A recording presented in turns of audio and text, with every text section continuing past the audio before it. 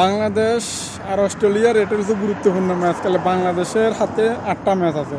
8 ম্যাচে 14 ম্যাচ দিতে, 8 ম্যাচের মধ্যে 6 ম্যাচ জিততে হবে WTC ফাইনাল খেলতে হলে। কারণ লাস্টের 2টা ম্যাচ আছে সাউথ আফ্রিকার লগে, 2 ম্যাচ আছে ইয়ার সাথে আপনার ইয়ার লগে শ্রীলঙ্কার লগে 2 ম্যাচ আছে, শ্রীলঙ্কার লগে না 2 ম্যাচ আছে, ওয়েস্ট ইন্ডিজের লগে 2 ম্যাচ আছে, নিউজিল্যান্ডের লগে, টোটাল 8 ম্যাচ।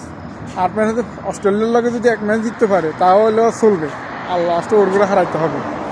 কিন্তু WTC ম্যাচে কি বাংলাদেশ ফাইনালে যেতে পারবে কিনা এটা সবাই একটু আপনারা বলবেন। আমার মনে হয় চেষ্টা করলে বাংলাদেশ যদি ভালো খেলে পারবে, না পারার কিছু না। কারণ বাংলাদেশ এখন বর্তমানে টেস্টে ভালো খেলতেছে, এটা আমরা দেখতেছি। এই কারণে আশাবাদী বাংলাদেশ টিমকে নিয়ে বাংলাদেশ ফাইনালে যাবে। টেস্ট চ্যাম্পিয়নশিপে ফাইনালে যেতে হলে আমাদের বহুত বড় কিছু আমি মনে করি।